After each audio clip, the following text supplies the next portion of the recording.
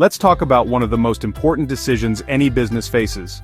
Should you do something yourself, or should you pay someone else to do it? In business speak, this is what we call vertical integration. Basically, it's all about deciding whether to make something in-house or buy it from an external supplier. Think about a burger joint. Do they bake their own buns, or do they just order them from a bakery? Now, this isn't just about saving a few bucks. There's a lot more at stake, and that's where the 3C framework comes in. So what is the 3C framework? It helps companies weigh their options by looking at three big questions: capabilities, coordination, and control. Let's break it down. First up, capabilities. If a company believes it has, or can develop the skills to be among the best in the world at a task, it probably makes sense to keep that activity inside the company.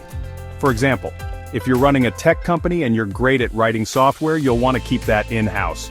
It's your superpower. Second, coordination. Sometimes, an activity just works better when everyone's under the same roof.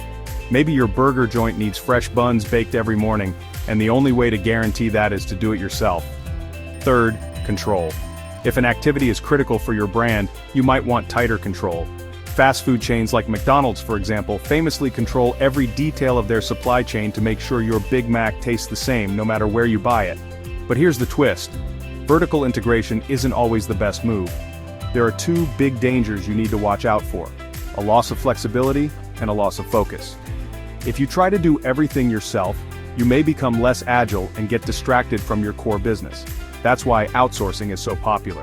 By hiring suppliers or subcontractors, those are outside parties who provide specific goods or services, you can stay flexible and focused on what you do best. And let's be real, sometimes it just makes more sense to let a specialist handle it. But outsourcing isn't a free pass. Over time, your suppliers might get more powerful, maybe even becoming competitors. Plus, you could lose out on developing key skills and assets that could help you stand out in the market. So how do you make the right call? That's where the make versus buy assessment comes in. It's a strategy tool managers use to decide whether to make something themselves or buy it from someone else. Think of it like a checklist. Do you have the capability? Will it help you coordinate better? Do you need more control? Let's hit a few key terms before we wrap up. Outsourcing is when you hire someone else to do the work. A subcontractor is the person or company you hire. Transaction-specific assets are investments made for a particular business relationship, like a machine custom-built for your burger buns.